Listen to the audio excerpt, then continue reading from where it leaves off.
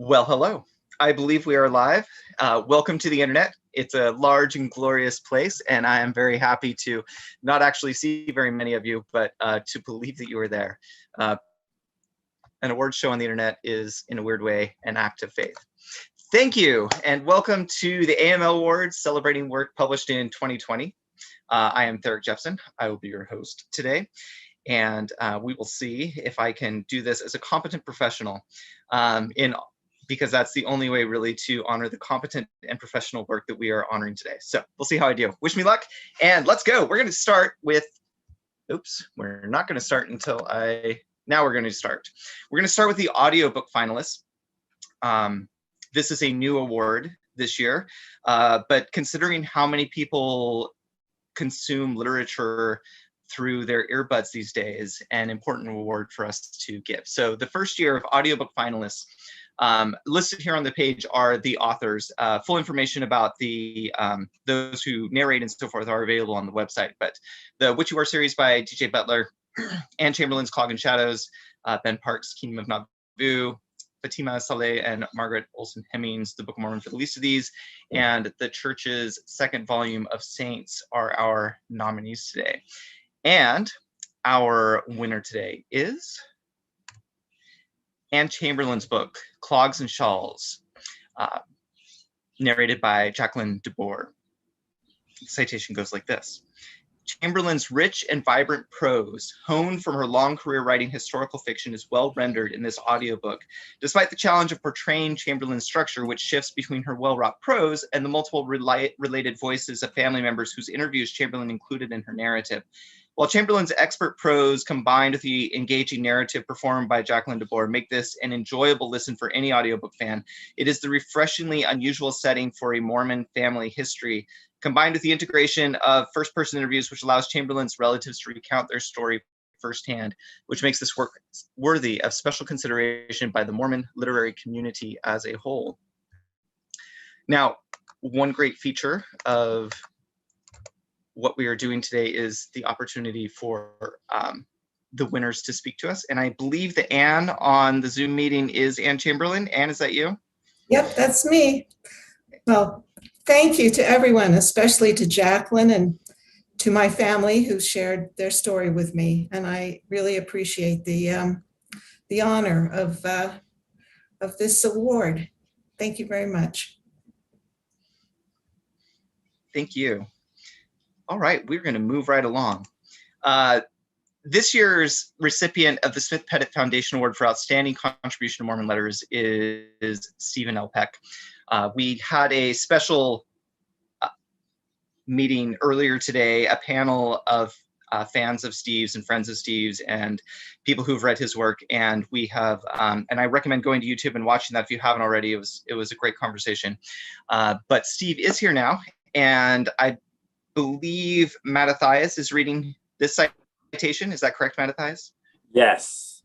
So give me 1 second to switch off of this live stream back onto that, if I can find the way.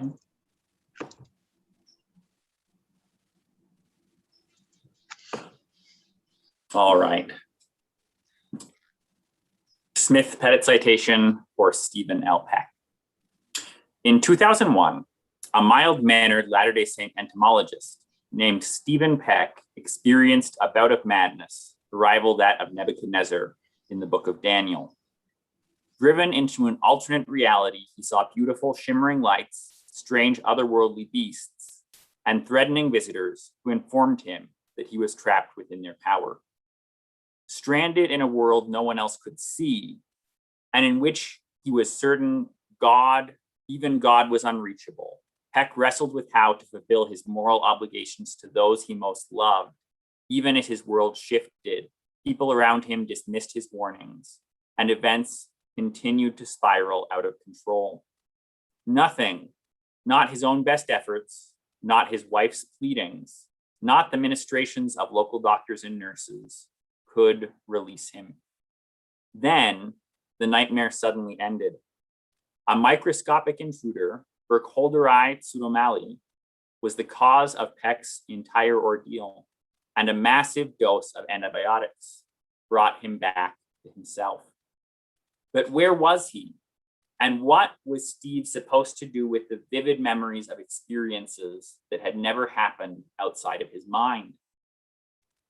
How does one comprehend that a bit of bacteria from Southeast Asia can cause a demon-filled Walmart of a world to feel as real as anything you have ever known? Thus, Peck's encounter with the bacteria produced a secondary crisis. How could he trust any of his sensations after all of his senses had been deceived? How could anyone navigate reality after crossing such a shifting sea of uncertainties? The easiest way out would be denial, but Steve Peck is not one for taking the easy way. Instead, he put his experience under the microscope and forged a new epistemology. And then he found a way to transmute his own bacterially induced crisis into literary alchemy. In the past 20 years, Peck has produced 4 novels, 2 anthologies of short fiction, 1 poetry collection, 1 academic memoir, a theological treatise, a plethora of uncollected works, and untold numbers of other genre-stretching texts, alongside groundbreaking academic studies of ecological interconnectedness. Attributing Peck's explosive productivity to the interference of one bacterium is reductive and belies Peck's own inventive gifts. However, he writes with profound wonder of the intertwining of all life forms. Each relationship and coherent connection he thematizes should be seen as a thrice blessed miracle. These words come to us from someone who easily might not be alive. If miraculously alive, he still might not be sane. If graced with sanity, he easily could have been left without words. But words he has, and he blesses us with them. Few of us Latter-day Saints have chosen to seriously contemplate the deepest abyss, as Joseph Smith admonished. Peck has not only contemplated the darkness, he has seen, heard, smelled, tasted, and touched it, lived in it, and wrestled his way through it. This experience has become one shining facet of a seer stone through which he translates the cosmos. Peck's literary works are challenging, strange, and difficult to define. They are not for the faint of heart or the weak of mind, nor occasionally for the weak of stomach. But each offers readers a microdose of the perplexing Peckian consciousness, a place where boundaries fail, assumptions unravel, and comfortable paradigms collapse. It is here, when all else fails, that we encounter the sublime. From the smallest bacteria to the broadest intelligence, in this web of encounters, Peck draws all into seen and unseen communion with one another. At a time when a crisis of credibility is tearing apart LDS communities, when non-belief and difference in belief causes Babel-like fractures, Peck offers us strange medicines. His first and most popular novel, A Short Stay in Hell, 2009, republished by Strange Violins Press, 2012, invites faithful LDS readers to imagine how they would confront an absurd, unending library of an afterlife rather than expected celestial glory. What would enduring faith mean in such a place? In Gilda Trillim, Shepherdess of Rats, Roundfire Books, 2017, Peck risks his readers' revulsion and disgust Perhaps only someone who has faced his own worst fears can write such fearless words, offering his readers an opportunity to find salvation in the willing sacrifice of human flesh, to find grace in rats and God. His short stories, collected in Tales of Pleasant Grove and Wandering Realities, offer a radical defamiliarization of the land we think of as our own backyards, allowing us to acknowledge the magical and the absurd in our daily experiences. And finally, Peck's most recent novel, The Tragedy of King Lear, Goatherd of the LaSalles, BCC Press 2019, twists and tangles the Shakespearean tale into a powerful metaphor about climate in crisis. Sometimes, at others, the people, settings, and robots it contains are as cruel or as loving as any shallow soap opera villains or heroes. It is Peck's unpredictability that scorches both the casual and the scholarly reader, both faithful and faithless, burning away our stereotypes, simplistic binaries, and straightforward assumptions.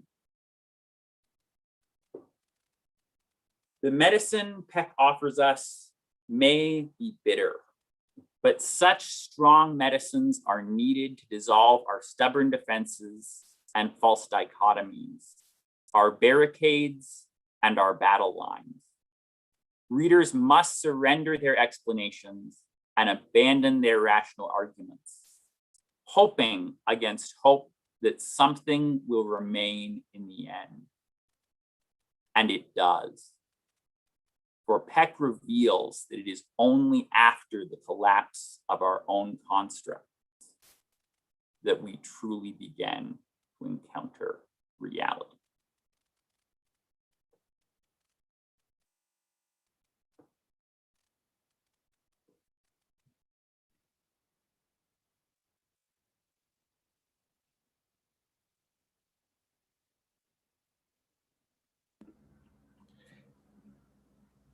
Derek, if you're talking, we can't hear you. Thank you. Dang it. I promised myself I would not forget to unmute myself after I cleared my throat and Mattathias finished talking, but there's just no saving that. This kind of error has to happen. It is the laws. Anyway, I was saying that the comics category is the only category in which I've read all the nominees. It's a great set of books from Danny Jones, Andrew Knopp and Sal Voluto, Brittany Long-Olson, and Matt Page. All absolutely worth your time. And this year's AML Award recipient is Future Day Saints by Matt Page. Welcome to New Zion. Matt Page's Future Day Saints, Welcome to Zion is more than a comic. It's a celebration of Mormon folklore and urban legend, a subtle satire, and an exploration of an alternate future where these quicks of culture are present across galaxies. Drawing inspiration from 1980 Saturday morning cartoons and the toy lines that funded them, Matt tells a story about how the gospel applies to all beings. Celestial parents have brought together many of their children, from humans in multiple star systems to a 9-foot-tall skeleton named Z. All of these have been brought together to build New Zion near Kolob. Matt has filled his book with backstories, character stats, coloring pages, and full-page ads for tie-in action figures. The world he's created is both fresh and familiar, both faithful and far-fetched. Every rereading gives an opportunity for noticing new references to early church history or scripture cleverly worked into the art and the stories, and I happen to know a new volume is on the way. I believe Matt is not here. Someone interrupt me quickly if I'm incorrect, but we are going to move on to creative nonfiction. Yes. Were we going to ask Steve to say anything? Oh, that's right. We were totally going to ask Steve. So Steve, why don't you pretend you were Matt, but then stop pretending to be Matt and speak for yourself. The last time I checked, you weren't here either. But you showed up while I wasn't looking. Yes. I made it just in the nick of time. Just as it started, I got logged in.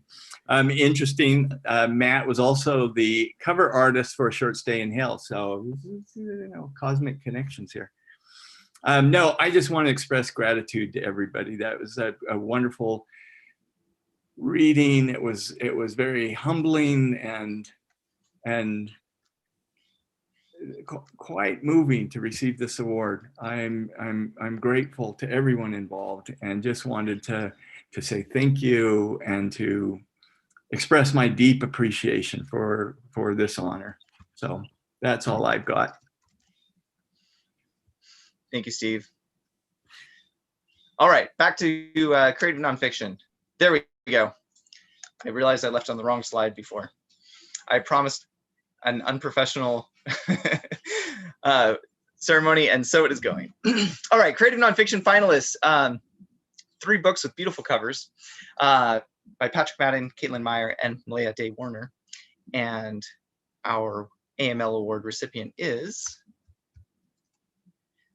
Lies of the Magpie by Malaya Day Warner, which flings the door wide open on her immaculate on the outside life and invites readers to examine all the messes on the inside. These messes, including the hopelessness and feelings of inadequacy that come from trying to juggle the responsibilities of being a spouse, a parent, a church member, and a business owner, are what make Warner's stories so relatable. Readers of all ages and genders will identify with Warner. She is your parent, your partner, your friend, you. She uses literary and rhetorical devices and an approachable writing style to shine a light on things that often get swept under the rug. Mental issues like postpartum depression, inequalities in marriage and parenting, and the pure exhaustion that comes from trying to do it all. She is frank about the conventional and unconventional things she tries along the way as she struggles to align her mind, body, and spirit. Warner's willingness to put her own life and cognitive distortions under a microscope will help those who are unknowingly struggling with postpartum depression to recognize its symptoms and to find their own path to healing. Malaya, would you like to say a few words? Yes, Derek, thank you. I'm amazed by that introduction. That was completely customized. I did not write that. That didn't come off a book blurb. So the time that went into that was really overwhelming. I have so many thank yous. Thank you, AML.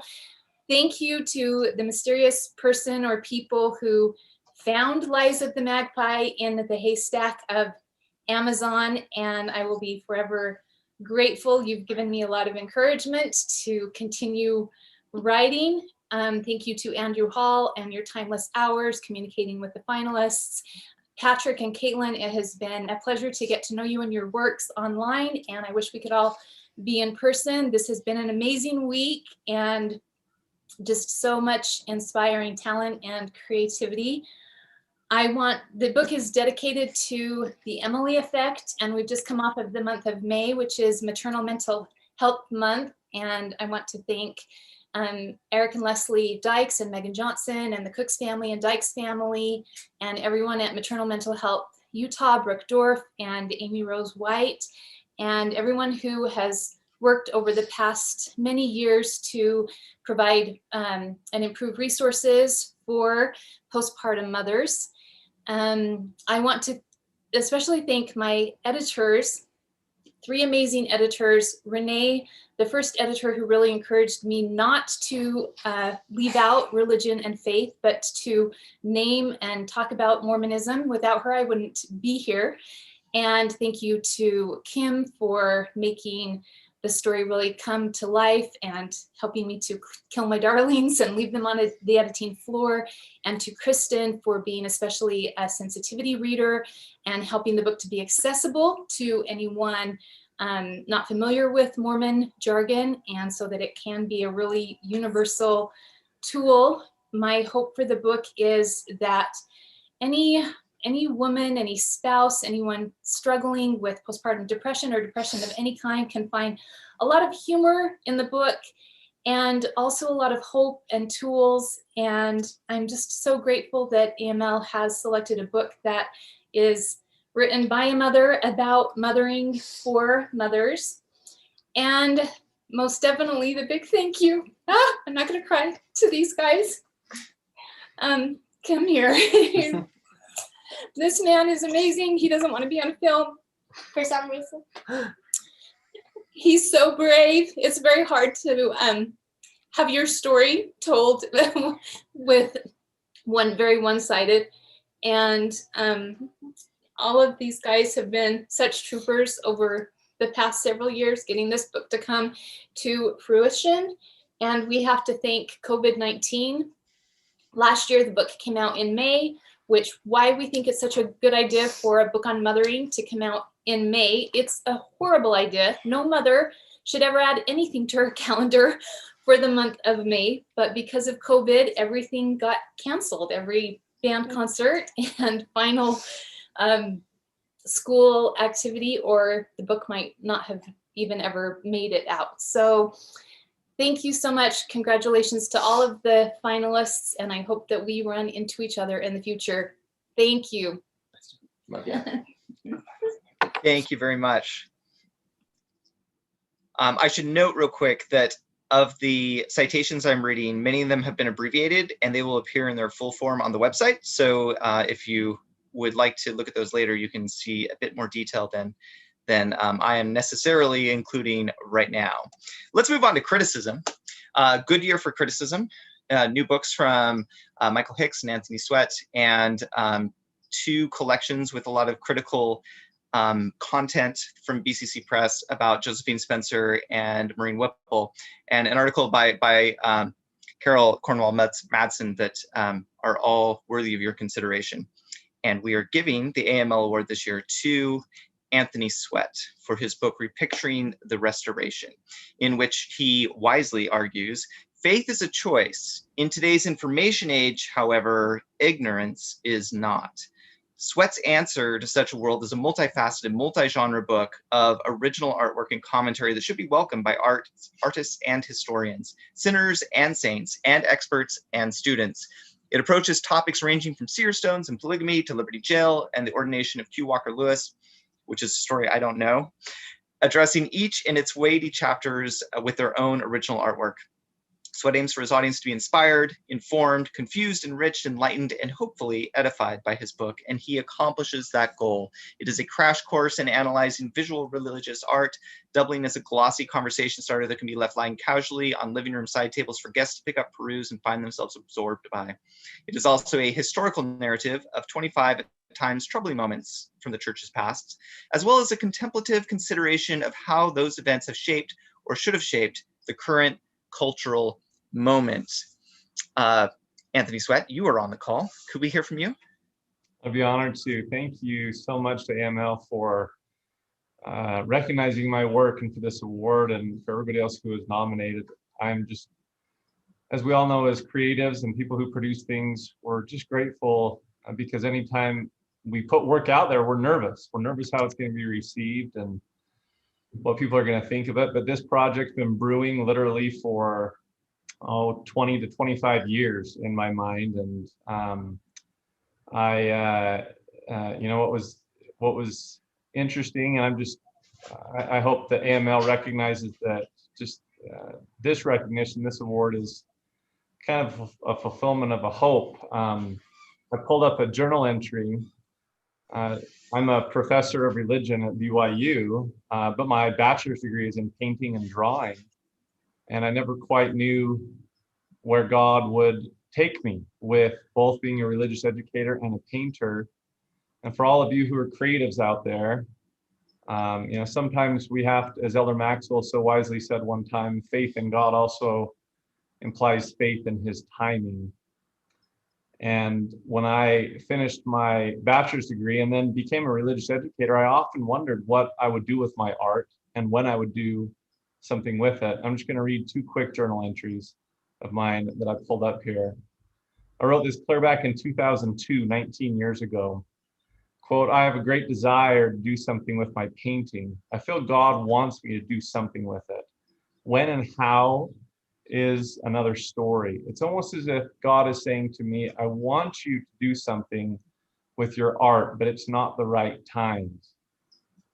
A few months later, in November of 2002, I wrote, oftentimes, this is after I was rejected from an art competition, oftentimes I wonder if I will ever succeed with any of my artistic pursuits.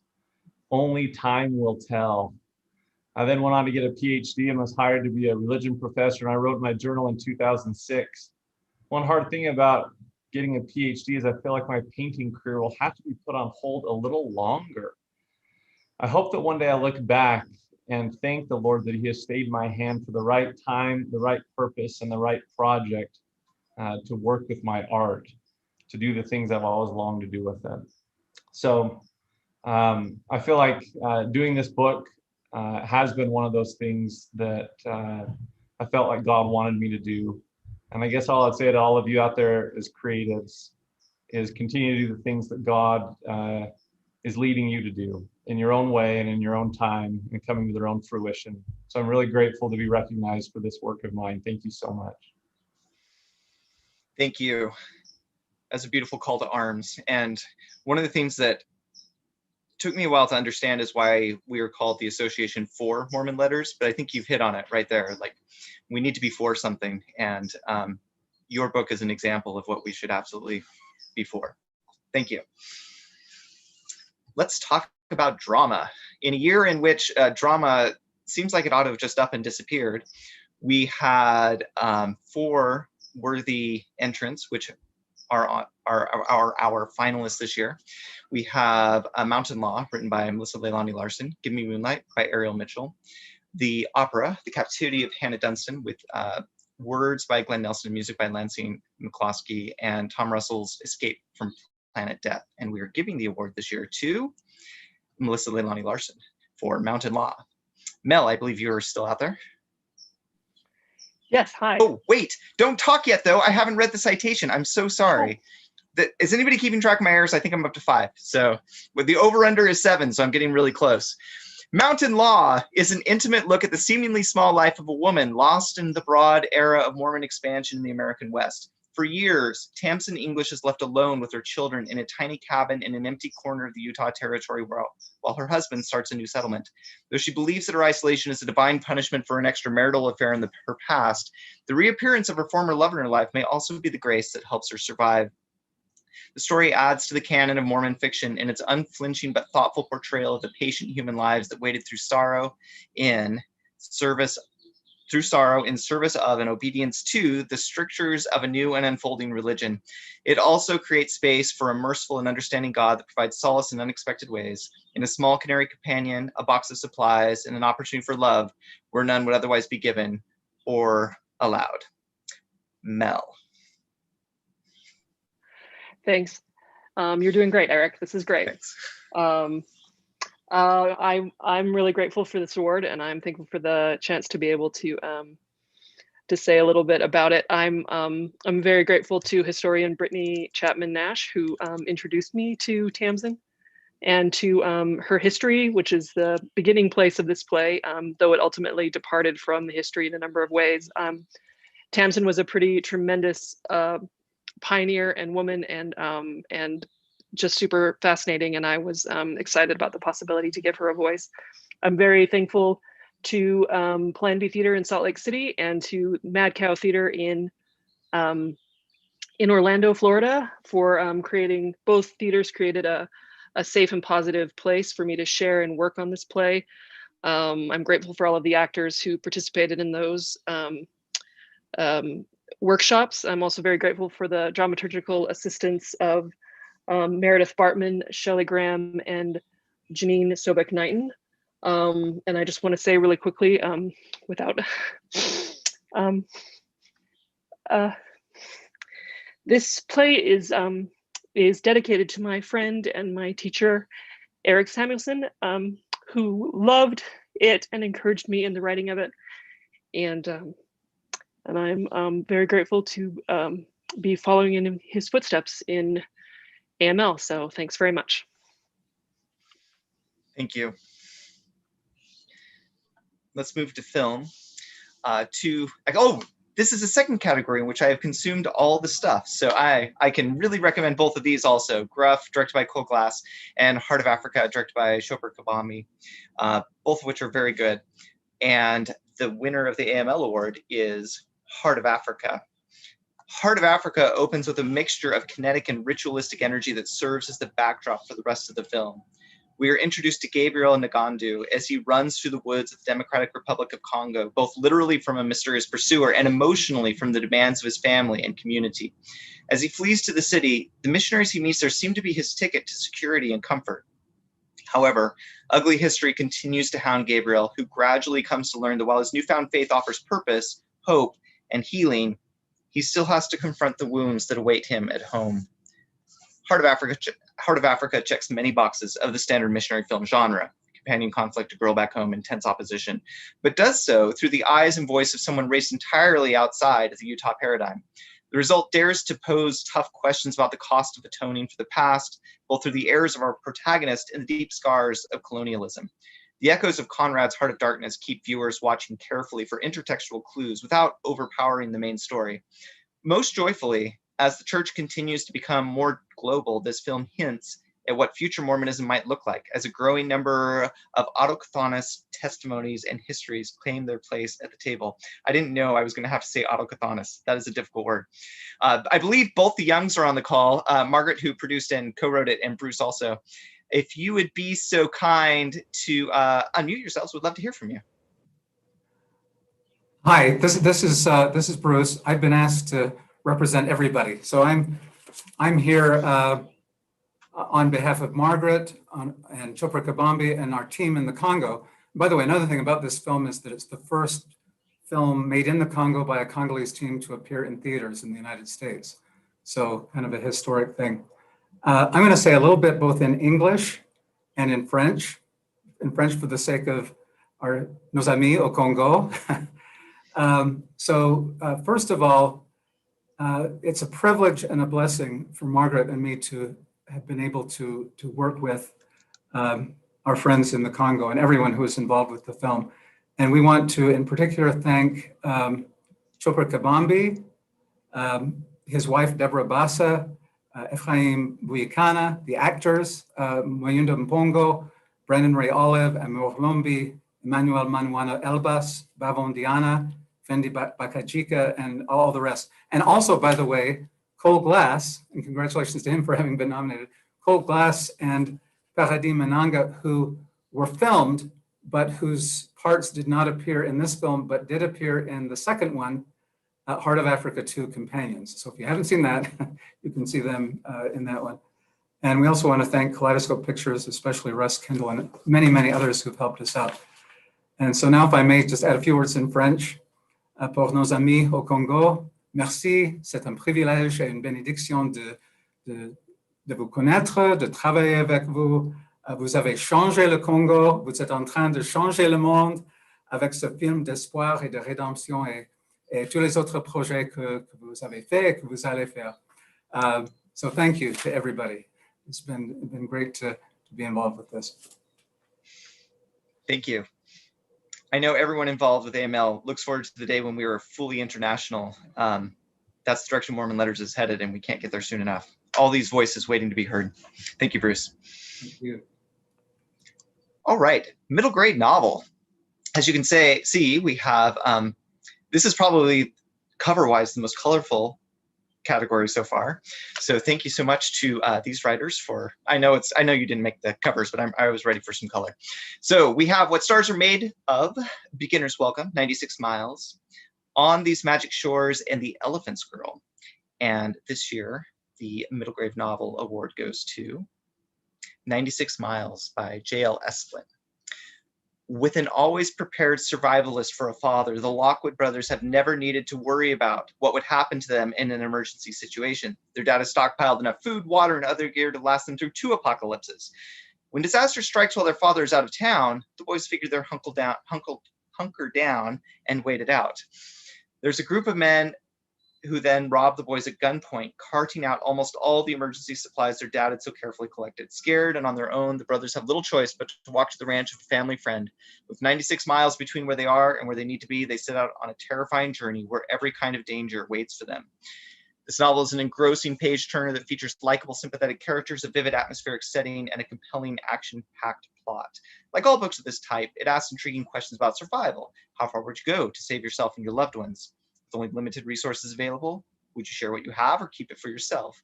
Perhaps most importantly, would you be able to live with the consequences of whatever actions you decide to take? All of these questions are addressed in the story, making it as thought-provoking as it is riveting. It is well-written, well-plotted, multi-layered, and especially considering it is a debut novel, well done. While it deals with tough subjects, it never gets too bleak or terrifying for its middle grade audience. Jenny, I believe you are on the call.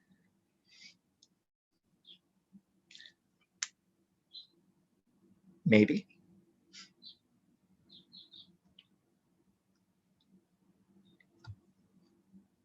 Oh no. JL Esplin, are you here? Yes, I'm here. Yes. Sorry, Yay. I didn't have my microphone on. And I have blinds on me. Sorry. Okay. I didn't have my camera on when you announced it, and I'm so glad because I was just shocked and started to get a little teary. I just am so thrilled to have this honor. It was an honor to be nominated amongst all those amazing books. And I'm always I've been so surprised by the recognition that I've got, but with this book, but just so thrilled with it. I wrote my first. This is my first published book, but I wrote my first manuscript in 2002. It took me 18 years to get a book published. So it really is, I don't know, it's so nice to get recognized after all of that hard work. I said yesterday when I was doing my reading that the book is a survival adventure story. And afterward, I was like, oh, it's not really, it is. It's like it's a story about the love between two brothers disguised as a survival adventure story. And I hope that's what people understand about it when they read it. I was inspired by a childhood story, from my dad, gathering me and all my siblings into a bathroom. And she was showing us where we could find water around the house in case of an emergency. And he told us we could drink the toilet water if we got really desperate. And we were all just horrified and thought we would never do that. And decades later, as I was trying to come up with a new story, after my last story was just rejected by everybody, the first sentence of this book just popped into my head. And so this book came from toilet water. I don't know. That's kind of where I got the first little gem from. And so it was inspired, I guess you could say. But, so I want to thank my dad, who was just a really strong influence on me when I wrote this book, and my siblings. And I have to thank my editor, Susan Chang, who really made this book shine and really made it a good page turner. And thank you so much to AML and the jury for selecting this. And that's it. Thank you so much. Thank you. And thanks for bringing up the readings. I didn't mention it, but many of the people who were finalists did do readings over the last 4 evenings, and these are now available on YouTube. So if you see anything that strikes your interest, please hit up our channel and watch some of the readings from the previous nights. Let's go to novel. It's another strong year. There were so many books. There always are, I suppose, with fiction. This is a great moment for Mormon fiction in many ways. And frustrating in other ways, as you can also see if you listen to the panels on Mormon literature over the last 4 evenings. They're on YouTube. But the novel finalists are Bountiful, The Desert Between Us, Sylvia, The New Age of Miracles, and 116. And this year's AML Novel Award goes to Bountiful by Charity Shumway, who is a newcomer to Mormon fiction, but gives a thoughtful and nuanced portrait of contemporary Mormonism in her novel, Bountiful. In the novel, Nedra, an empty nester, looks for new purpose in her life now that her children are grown, while her daughter Heather searches for her place in the church as a single woman who has questions about the doctrines and culture of her childhood faith. Through these two characters, Shumway presents contrasting views of many of the current hot topics of Mormon culture: patriarchy, historical questions, gender relations, LGBT members, and the place of singles in a family-oriented faith. Refreshingly, neither the traditional nor the questioning side is portrayed as either right or misguided. Shumway avoids writing a novel that presumes the answers to the questions everyone is asking. There are no straw men here, only people that feel like our neighbors, our siblings, our friends. In the end, the characters discover that in spite of their differences, they need each other. And what's more, they care about each other. In the end, Bountiful walks the line of optimism about Mormonism's future without diminishing the seriousness of the problems we face. Charity. Thank you so much. I'm so honored and so touched. This means a lot to me. I have wanted to write a book about the people and places I love most for a really long time. And so I'm so glad that this book found a publishing home. And I want to say thank you to Lori Forsyth, who was my editor at BCC Press. She was terrific to work with. And also thanks to Steve Evans and Michael Austin for being willing to give this book a place in the world. I also wanted to thank a couple of folks who were so important along the way.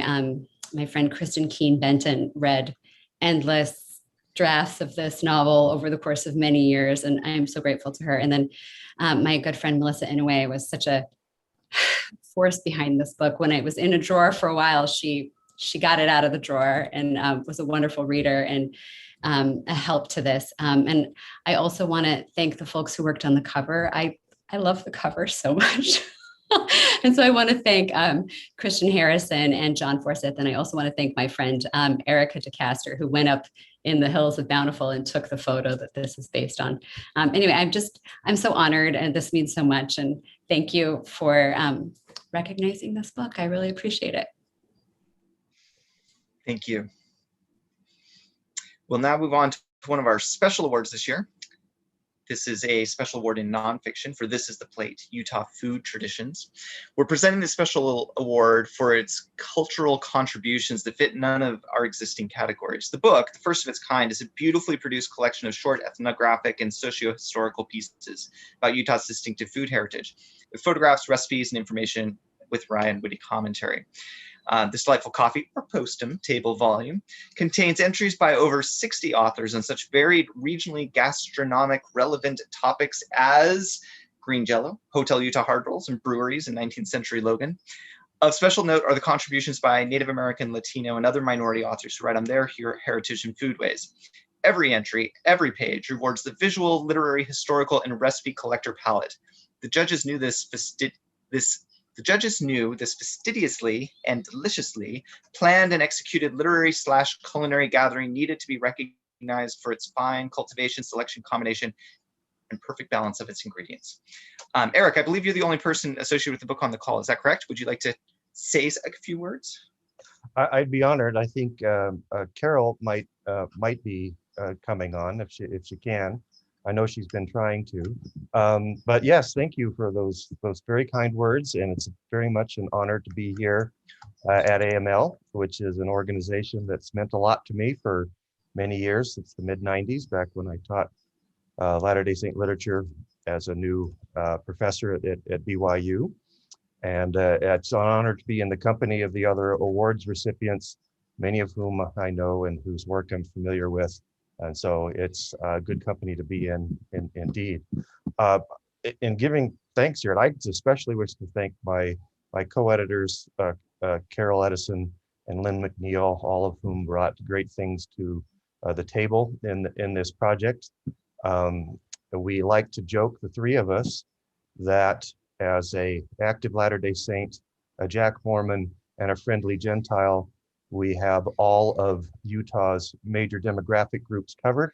And I'll let you guess which ones of us are which of those. But we set out with it. There's a little bit of an irony of winning this particular award in that from the very beginning, we wanted to make clear that this was a book on Utah food traditions, primarily, rather than Latter-day Saint food traditions. But there's no one single thing that you need to know about Utah to know what it's about that's more important than the history of Mormonism.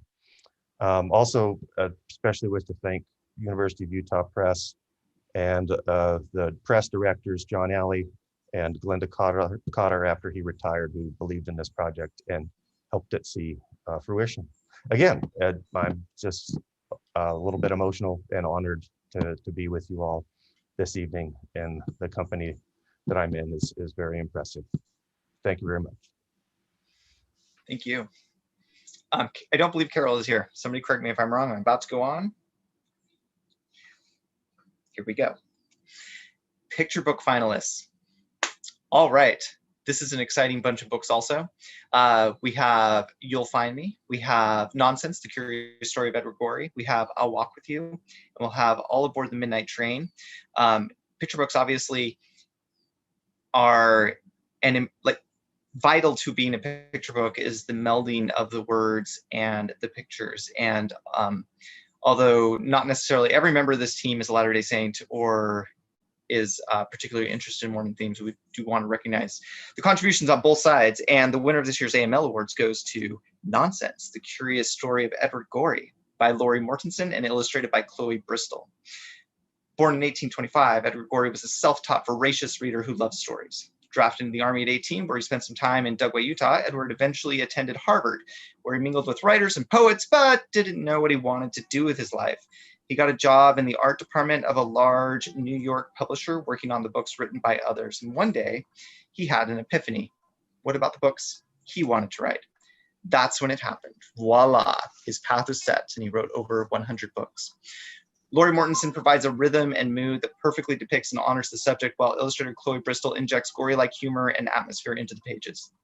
The conversational tone, often directly addressing questions to the reader, has the effect of not only capturing but maintaining interest throughout the book. Through words and illustrations, this picture book biography brilliantly pays homage to a curious man. Laurie Mortensen is here with us. Laurie, would you like to share your thoughts?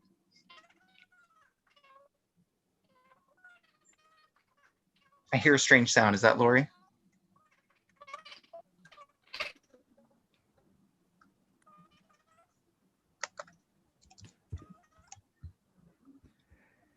Probably yes, is. Laurie is unmuted. But so I think those peculiar squeaking sounds. Oh, is that you? Is that working now? Yes, it's working now. Okay. Oh, good. Well, very good. This is such a delightful surprise because of all the wonderful finalists. It's just a special honor to be the picture book winner. It means so much. Interestingly, you know, I've been writing for children for over 20 years, and I especially love writing picture book biographies because everyone has such an interesting story to tell. And so often the subjects I choose have some connection with me in some way. And in this case, as a kid, this was one of the books that my mother read to me. And Edward Gorey was the illustrator, and it was called The Man Who Sang the Sillies. It was full of poetry by John Ciardi. And so when I was reminded of Edward Gorey at a podcast, I thought he sounded so exciting. So I delved into the research, and this was the result. So I'm so pleased with the way it turned out and the way it was able to share Edward's unique story and the way he found his own way in this world. So thank you so much to AML and everybody who had a part of this. I appreciate it so much. Thank you. Thank you. I love Edward Gorey, and I thought your book was like a wonderful introduction to him for my daughter. Oh, and I'm glad you brought a podcast because thanks for the segue. We're doing podcast next. Hey. Our finalists for the podcast award. This is another award that's new this year. Podcast, for similar reasons of audiobook, has entered the cultural zeitgeist in a way that really can't be ignored. So we're delighted to recognize some podcasts this year. And the 4 finalists are the Center Studio Podcast, which is run by the Center for Latter-day Saint Arts in Manhattan, the Dialogue Book Report, which is part of the Dialogue Journals podcast, Mattathias Reads the World by Mattathias, who you heard earlier today, praising Steve Peck, and Unfinished, Short Creek, which is a historical / journalistic podcast. And this year's winner of the inaugural podcast award is the Dialogue Book Report. Andrew, I know you're on the call, and I believe you're the only person associated with the podcast here. Is that correct? That's right. Well, thank you very much. I want to thank Taylor Petrie, the editor of Dialogue, who asked me to do this. I had no intention of doing a podcast, but I'm one of the editors of Dialogue, and he asked me to do it, so I did, and I've had a great time with that. Emily Jensen, also at Dialogue, has been a big help. I've had several co-hosts. Andrew Hamilton often, I hope, continues to co-host with me. Adam McLean and Matthias Westwood have co-hosted with me in the past as well. I thank them for all of their work. I think I was inspired by podcasters who have focused on LDS books in the past. Brian Whitney, Blair Hodges, and our own host today, Therick Jepson, have all done great podcasts focused on Mormon books, and I really look to them for inspiration. And maybe most of all, Daniel Foster Smith is the producer of the podcast, and with his company, Merry Thieves, they produce all of the dialogue podcasts, and he does a lot to make it sound great. All right, thank you. Thank you, Andrew. And I forgot to read your citation, so here it is after the fact. Okay. The Dialogue Book Report's focus on Mormon fiction, poetry, and creative nonfiction provides an invaluable service to the field of Mormon literature. But even more than that, by bringing authors, scholars, and critics together, it fosters conversations that provide deeper context and broader scope than individual author interviews. Whether due to the production of the guests or most likely both, Dialogue Book Report episodes are uniformly crisp and smooth in sound quality and editing, which makes them a pleasure to listen to. Congratulations. All right, let's move on to short fiction. The authors represented in short fiction this year. This is for the short story. We will get to collections in a moment. So our short fiction, short story finalists are Ryan Habermeyer, M.K. Hutchins, William Morris, Ryan Shoemaker, and Maureen Whipple, the late Maureen Whipple, all of whom are wonderful writers. And this year's award recipient is Ryan Shoemaker for The Water Between Us, published in Barzak.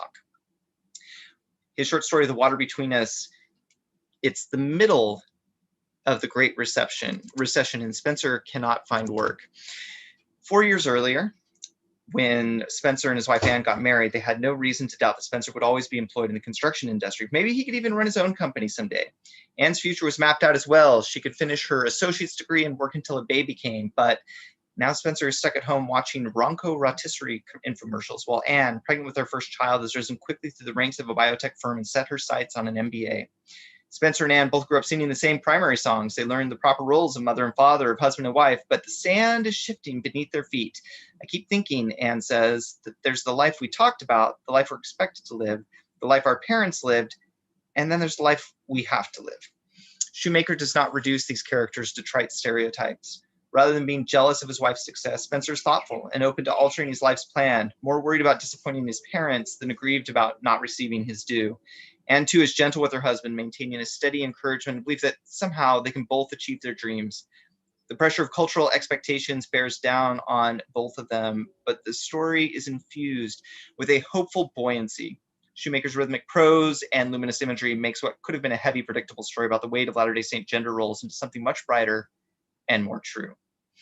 I believe Ryan Shoemaker is not with us today. Correct me if I'm wrong, Ryan, but congratulations. And moving on to our short story collection finalists, two collections by two of my favorite writers, Eric James Stone, one of the great writers of science fiction going right now, and Maureen Whipple, who, believe it or not, never received an AML award for her writing. I mean, she was sort of before the AML in many ways. She did receive an honorary lifetime membership, but this collection of her works, which includes many stories which have been published for the first time. And so two really interesting and very different books with very different backgrounds. And we are giving the AML award this year to Maureen Whipple's A Craving for Beauty, the collected writings of Maureen Whipple. Now, the timing of the publication of her novel, The Giant Joshua, coincided with the advent of World War II. Consequently, a major literary event was eclipsed by a cataclysmic event. A Craving for Beauty gives the work of one of the most talented writers of that century a second viewing. Whipple was more than a Mormon writer. Her skills as a writer identify her as a master. She writes what she knows: polygamy, marital relations, unrequited romance, and the subduing of the American West. She doesn't promote or denigrate any particular ideology. Instead, she reveals through her characters and her descriptions the motivation, the cultural limitations, and the harsh realities faced by the people who inhabited the Great Basin. This anthology includes her early work, lectures, short fiction, and sections of subsequent novels she never completed. It is a treasure trove. Andrew, I believe you will comment on this one also? Sure, and Lynn's here as well. I'll have her. Oh, great. As well. Of course, this is for Maureen, not for us. This is the short story collection, but we're very glad to be able to represent her here. She would be very happy to see her work recognized. She was a unique talent who lived a very lonely life and longed for connection with other writers and thinkers. And I think if AML had been around when she was younger, she would have been a central part of that. Vida Hale and Lavina Fielding Anderson were the ones who started this project and took it to the first, say, 60, 70 yards down the field. Vida had become friends with Maureen in 1990 and spent much of Maureen's last 2 years shuttling back and forth between her nursing home in St. George and drawing from Maureen her life history, and then going to BYU where her papers were archived and digging through and finding a wealth of excellent stories, most of which had previously been unpublished. After Maureen passed away in 1992, Lavina and Vida worked together on the project for several years, transcribing the older texts, but the project stalled in 1997. Vida went on to finish the biography of Maureen, Swell Suffering, which is a great book. I happened to visit Lavina at her home in 2018 and asked her about this project, which I remember hearing about, and she presented me with a zip drive with the files in it and said, find somebody to work on this, to finish it. And I looked around and I couldn't find anyone. And so I said, okay, yeah, well, I'll do it. And I looked around and I knew that Lynn Larson was a friend of Vida and a fan of Maureen's work. So I contacted her and she became the main driver of this project, an author and educator who loves Maureen and feels what Maureen felt down to the bottom of her bones, and was determined for her long buried voice to be heard. And then also just the production, BCC Press, thank you for publishing it. Mike Austin, who's been a long cheerleader for Whipple's work, Steve Evans, Andrew Heiss, Andy Davis Pitcher, who was a constant cheerleader throughout the process. Lynn, do you want to say anything? I would just like to add my thanks to AML for this award, and I hope that Maureen is here in spirit to see this. She worked so hard, and as Andrew said, she led a lonely life. She was so talented, and if you haven't read The Giant Joshua lately or Maureen's other works, I would highly recommend that you revisit them. When I think of Maureen, especially when she wrote Joshua, she had a difficult time writing that novel. She had to write it in the top bedroom of her family home. She didn't have any money. She didn't have any family support. She pinned strips of butcher paper on her wall where she wrote the chapters by hand. And she had to close her windows because her father ran a noisy machine shop in the yard outside, and she had to shut out the noise so she could concentrate. And you know how hot it is in St. George in the summertime. And she would send chapters off to her editor in back east in Boston, and he would encourage her, send me more, Maureen, this is wonderful, send me more. But that's really the only support she had. And when I think of those lonely days writing that novel, and what little support she had, and what little, and then when the novel was published, she brought it back to her, and it came back to her hometown, who in the beginning at least gave her little support then. But what a fabulous book it is. I hope that it's 7 o'clock. I hope that she's here in spirit to see how it's appreciated today, and that we can still honor her in this way. And so I thank the association, and I thank the judges, and it was an honor. It was an honor that all these years later that we're able to put this together and remember this great writer, this great Utah writer, this great Southern Utah writer, this great LDS writer. And I hope we can remember her and remember her other writings compiled in this book. She certainly did have a craving for beauty.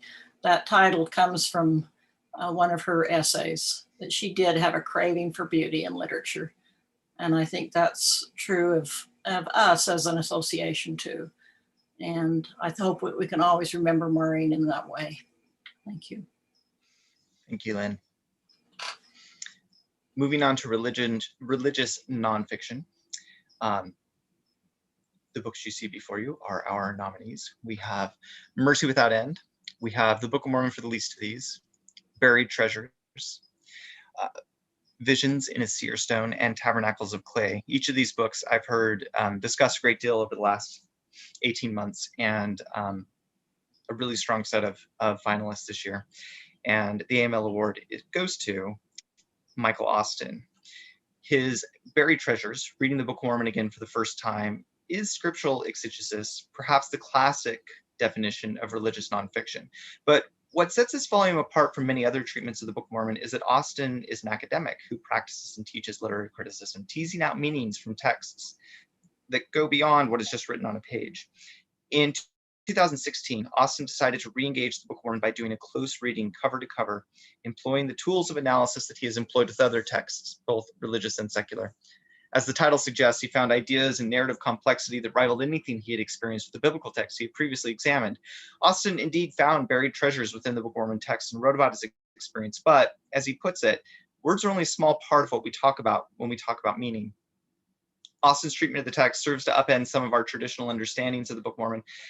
Yes, as the Church of Jesus Christ of Latter-day Saints claims, it is another testament of Jesus Christ, but it is also a powerful rejection of some of the simplistic ideas we have acquired from casual reading and proof texting of the Church's foundational scripture. Austin is our guide as we reevaluate our own understandings of the Book of Mormon, challenging our assumptions, always asking us to look closer and frame better questions. This book is itself a buried treasure, asking us to make a paradigm shift in our readings of this unique scripture and find our own treasures within it. And I'll say as an aside, was very helpful in teaching seminary last year. Michael is not here, or at least he wasn't 3 minutes ago. So I'm going to move on to the special award in religious nonfiction this year, given to the Book of Mormon Brief Theological Introduction Series. As you can see, there are a lot of names on the screen. I'll let you look at those while I read the citation. This is also a treasure. 12 books providing accessible, thoughtful, and above all, incredibly engaging theological introductions to the books of the Book of Mormon. In the context of the series, theology designates the project of talking about God's work in the world, specifically here through carefully thinking about Scripture. It is not doctrinal nor dogmatic. While the authors are trained in the academy, their positions are widely varied, and that variety of experiences and perspective brings an unexpected richness to the project. Each volume not only provides new insights into the Book of Mormon itself, but also into the concept of what it means to be a scripture reading people. As stated in the series introduction, individual series authors offer unique approaches, but taken together, they model a joint invitation to readers to engage scripture in his or her own way. No volume pretends to be the final word on theological reflection for its part of the Book of Mormon. Varied perspectives and methodologies are evident throughout. This is intentional.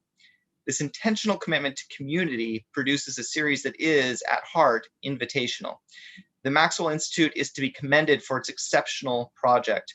Thoughtful, yet accessible scholarship, beautifully produced. The physical volumes are truly gorgeous, all designed to invite us to continue seeking Christ together again and again throughout the Book of Mormon. I do not know if anyone on that long list of names is here to comment on this award. Spencer's here. Spencer, that's right. I do remember seeing you log in. Yes, here. The time is yours. Thanks so much. Just really, really grateful to AML. This is a deeply fulfilling recognition for a whole lot of work for a whole lot of people. And I'll just say that we're so thrilled, and that your slide there on your presentation tells the tale. This is what happens when rich communities of mind and heart work together hard for good things. And so I'll just call attention to the fact that there were literally dozens of people, from undergraduates to seasoned production professionals, that collaborated on this series. And it's a remarkable thing to see, and we're just deeply grateful for the recognition. Thanks a lot. Thank you, Spencer. And maybe it's a good time to say that I am really hoping there's a box set, because that's what I want to buy. So coming very soon, there is a box set. Excellent. I keep hinting I want to give my money in this particular form, so I'm glad you want to take my money. Yep. Thank you. All right. Let's talk about poetry. 4 volumes are finalists this year. We have volumes from Michael Collins, Gabriel Gonzalez Nunez, Melody Nui Johnson, and Dana Patterson. And we are giving the AML Award this year to Dana Patterson for If Mother Braids a Waterfall. If, unlike Dana Patterson, you didn't grow up in a bedroom bookstore but still haunt bookstores, as the late Lawrence Ferlinghetti advises, you'll find in Mother Braids a Waterfall an invocation of individualism that reigns with top-shelf singularity, a resplendent reclamation in language that could out-freshen Eden. Patterson's vision ranges from atomic to cosmic, delivering satirical, sincere pronouncements that the Mormons are coming and that the post-Mormons are leaving. And with startling clarity and lyricism that she is still Mormon, the way stars glisten, the way the peach tree drops its one swelling to the ground, and the way a poem is a room and refuses the period's lock. Dana, would you like to comment on your beautiful book? Oh my goodness, thank you. Thank you to everybody who's had a hand in bringing this virtual conference together. And thank you in this difficult year for continuing on with these contests. This award means a lot to me. I'm super grateful. I used to be astonished when I looked at acknowledgement pages for books to see how long the list of thank yous are. And now I'm not surprised at all after putting together, this is my first full-length collection, and there are a lot of thank yous. And I am deeply grateful to everybody who made the book better, and to Signature Books for publishing it, to my mom. It's dedicated to my mothers and foremothers, but especially I want to thank my mom, who's brave coming out to me over a decade ago was the catalyst for writing the book. So thank you. Thank you, Dana. This year, we are giving a Lifetime Achievement Award to John Serge Bennion. Throughout his career as an author, John Bennion's fiction has been deeply rooted in the West and in the wilderness places, both literal and figurative, that are the backdrop for Mormon history and the Mormon psyche. A reviewer of his short story collection, Breeding Leia and Other Stories, described Bennion's characters as holding the desert at bay, a phrase labeling a driving theme across Bennion's work, including his candid nonfiction. In Bennion's writings, such as his 2000 novel Falling Toward Heaven, can be found familiar patterns of Mormon life and the sustaining legacy of religious belief, yet these are counterpoised with stark landscapes of failing families, domestic duress, and the solitary soul at odds with God or himself. Readers of Bennion's fiction are regularly rewarded by wry humor, quirky characters, and pleasantly unexpected circumstances. His more Mormon stories are less stereotypically so. He contributes a fresh and enjoyable idiom to LDS expression, one both authentic to the culture yet unique to himself. Bennion's 2 most recent novels, An Unarmed Woman and Ezekiel's Third Wife, playfully take up the murder mystery genre and showcase Bennion's deft use of Mormon history and his keen knowledge of desert life and lore. John Bennion led the Association for Mormon Letters as its president from 1999 to 2000, during which time he not only ran the board and organized AML meetings, but wisely archived the early and robust AML list email discussion board, oversaw the early issues of the literary journal Ariantum, and preserved the proceedings of the Association for Mormon Letters in BYU's Harold Beatley Library, in addition to making fundraising efforts to sustain the association's activities. Bennion's literary legacy extends beyond his publications to his long career at Brigham Young University as a much-loved and respected teacher and mentor. There he advised the publication of BYU's creative writing journal, Inscape, training and overseeing multiple student editorial boards. In his wilderness writing course, he regularly took his LDS students away from their keyboards and the safety of classrooms out into the field on camping trips or on hiking ventures across Utah deserts, where observation and conversation elicited literary reflection. With students, he also logged untold hours along the hedgerows and byways of the United Kingdom in his celebrated British literature and landscape study abroad program. There he immersed students in the same natural environments that inspired William Wordsworth or George Eliot. Under his good-natured leadership, John Bennion has challenged generations of students to discover the resonance between their outer and inner landscapes mediated by literature and the reflective and creative practices of authentic personal writing. For his many years of influential literary service and for his personal attainments in achieving a body of entertaining, insightful, and engaging storytelling, the Association for Mormon Letters is pleased to recognize John Benyon with its Lifetime Achievement Award for 2020. John, would you like to say a few words to us? Very few.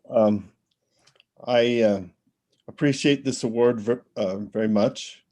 And I came to BYU when Eugene England and Richard Craycroft and others were in full swing with the Association for Mormon Letters. And then there was a time when we were worried that it would disappear. And then Andrew Hall and many others helped it pull through, and it's going strong again. And that's very gratifying. I'm very much honored to receive this award for an organization that's been a part of my life for a long time. Thank you. Thank you, John. We're grateful. Our final award this evening is for the young adult novel. You can see that we have as finalists Chasing Starlight, Displaced, The Shadows Between Us, One Way or Another, and Furia. And this year, the AML Award for Young Adult Novel will go to Furia. Now, set in Argentina, Yamil Sayed Mendez's Furia shares the story of teenage Camille Hassan, a rising youth soccer sensation who pursues her athletic dreams because of both her love for the game and the opportunities it opens. Her skills on the field are unparalleled, and her passion for the beautiful game can only be complicated by Diego, a longtime friend and recently signed Juventus megastar. Who is recognized as one of the best soccer players in the world. Now, Camilla must decide whether a romantic relationship with Diego and the riches and glamour that comes with it is worth pausing her own dreams. Mendez's novel convincingly portrays Argentine culture through story, community, and friends. Artistically portraying both Camilla's ambition and responsibility, Mendez's work can inspire young women everywhere to pursue their dreams and trust themselves when faced with difficult decisions. Readers of all ages will be rooting for her both on and off the field. Now, she is not here today, but someone arranged for me to have something to read. So I'm going to do so now. Furia, she says, isn't my first published book, but it's the story that made me a writer. I started drafting it a long time ago when I was a young mom of 4 kids under the age of 6, trying to process my extreme homesickness for Rosario and the love for my culture and my heritage. In the years that followed, and as I grew as a woman and a writer, Camilla's story grew too. Thank you for this award to the Association of Mormon Letters. It's been an honor to have been named along such brilliant fellow finalists. I accept it in my name and also in the name of those girls and women who have impossible dreams like Camilla's and mine, and for those who never return home after going missing, and those still clamoring for justice for their loved ones. Gracias. As a final note, I'd just like to thank you all for coming and participating in this celebration of all that is excellent. We have a glorious and strong and growing literary culture, and I appreciate everyone who's participating, writers, readers, all of you. Thank you. The end.